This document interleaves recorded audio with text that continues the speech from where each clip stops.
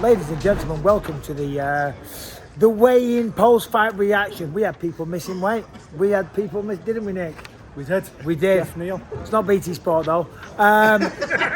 Listen, the biggest fight of the year so far, hands down, without question, Jon Jones versus Ciryl Gane. We can't wait for it. Guess what? They made weight. They did. And you know something else? This man here, Henry Cejudo, 75 clean tests. That's right. 75. That's right. That is amazing. Charles Sutton, take notes. Oh, Take more notes. juice in him than Tropicana. Good luck in the fight, man. All right, so back to the weigh-ins. Jon Jones, Ciryl Gane both made weight.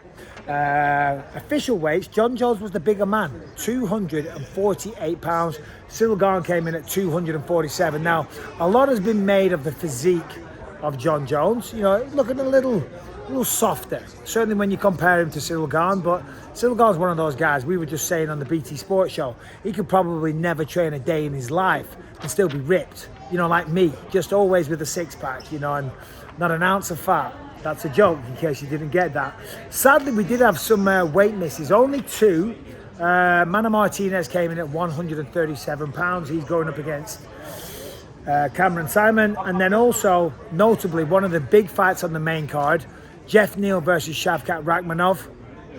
Rakhmonov, of course, 16-0, all finishes, 8 subs, 8 knockouts. Jeff Neal coming off that great performance over Vicente Luque last time I got the stoppage in round 3. Well, sadly, Ciryl Gane came in, sorry, what am I saying? Jeff Neal came in and missed weight, a massive weight miss, 175 pounds. So 4 pounds over the weight limit. Now,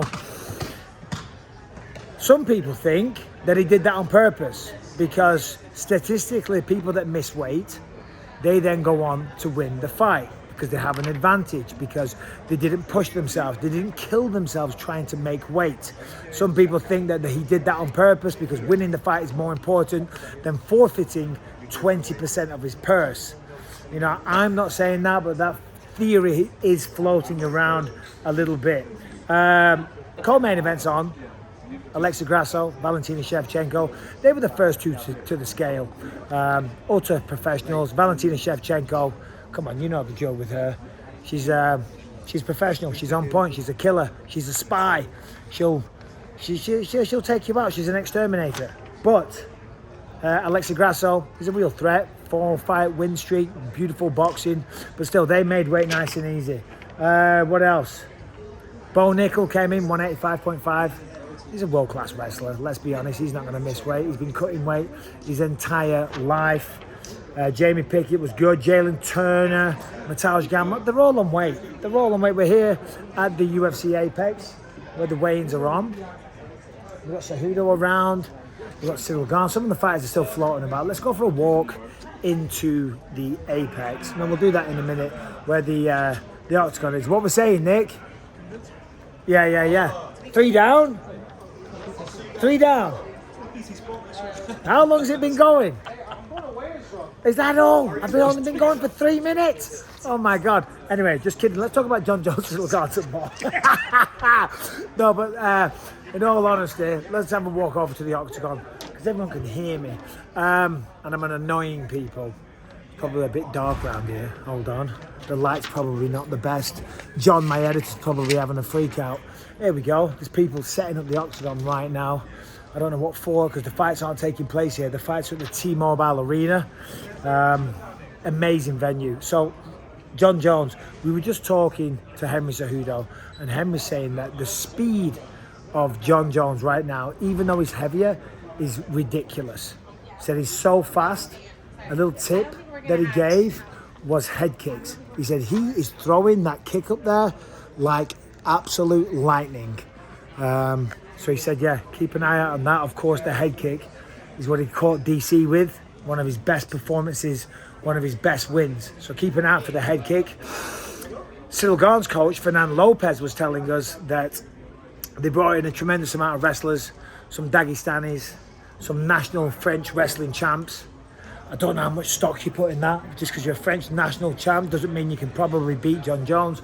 But the important thing is he's been doing the work. He's been doing the work. He's been training with wrestlers. He's been preparing for this stylistic matchup. So it's an interesting fight, you know. Cyryl's got to keep her on the feet. Jones is going to take him down, essentially, because I think, obviously, Jones is the better wrestler, he's the better ground game. He's more experienced, he's more well-rounded, but Cyryl's got the advantage on the feet for sure. Now, I think that Jon, being a master tactician, Jon is going to be very passive to start the fight. He's going to allow... Oh, my arm is so tired holding my phone. Jeez Louise. Hold on, there we go. Sorry, guys. A little rest, a little micro rest there. Just 5 seconds and it did it for me. Because I'm built and made different, guys. No, I think Jon's going to take his time. He's going to allow Ciryl to be the aggressor. Cyryl's going to go for him. And Jon's going to dance around the octagon. And he's going to get Ciryl frustrated, which will result in Ciryl overextending, make him miss, and then that will create the opening for the takedown. So I think to start the fight, Jones is going to be a little cagey. You know, he's going to be very tentative. He's going to be elusive because he's not going to want to rush in. If he rushes in, he's got a real chance of walking onto a punch, a kick, a knee. But if he frustrates him, then it might force Ciryl to take a chance and make a mistake. So anyway, co-main event, Shevchenko all day. Co-main event, Shevchenko all day. Come on, let's be honest. But Alexa Grasso, God bless her, she's under no pressure here whatsoever. This is Nick P. He's on the Kazakhstan tourism board. Okay, all he talks about is Kazakhstan because he loves Shavkat Rakhmonov. Here, Max Bentley, get over here. This is our producer for BT Sport. Oh, Mike. This is the guy behind the scenes, Max Bentley. You're YouTube famous now, Max. There you go. So, biggest card of the year by far. Best card of the year by far. 2 title fights. Shavkat Rakhmonov, I mean, the man is a sensation. He can get the job done anywhere. Ian Gary representing Dublin. He's on here as well. So top to bottom, absolutely sensational fight card. And I gotta rest my arm. Oh, jeez Louise. That is so much better. I'm doing the splits now. Doing the splits. Let's have a look at this fight card here. What else have we got to talk about? Jeff Neal, Shavkat, Mateusz Gamrot, Jalen Turner. I'm friends with Jalen. He's helped me train for so many fights. Anderson Silva and Luke Rockhold particularly. Great kickboxer, can he keep the fight on the feet? It's kind of similar in some ways to Ciryl Gane and Jon Jones. But can he do that? We don't know. On the feet, Jalen probably knocks him out. But if Mateusz gets him down, it could be a bad night at the office. Let's just see what's going on by the octagon through here. And give you my final thoughts on Jon Jones. Jon Jones yesterday at the press conference, nothing but love. Nothing but love. I mean, the response, to be fair, was outrageous. There was a lot of people there.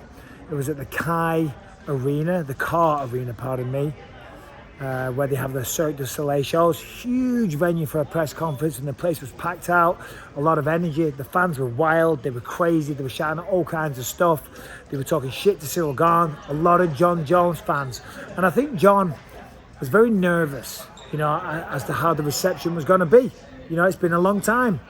He's had some issues. He's had some bad press. He's been making the headlines for the wrong reason. So I think maybe he was a little unsure as to what the reception would be. But the reception was fantastic. People are thirsty and hungry to see Jon Jones perform. And that is what's going to go down tomorrow night. The greatest of all time, the king, either way, is back. He's back. The pound for pound number one, that is a conversation that continues to happen. But Jon Jones is certainly in discussion for all of those titles. And talking of titles, will he become the undisputed heavyweight champion of the world? That's what's at stake. That's what we're talking about. And that's what we're going to find out tomorrow night. I'll be back with an instant reaction. So make sure you tune in for that one. Hope you're well. Subscribe, ring the bell, and I'll see you soon.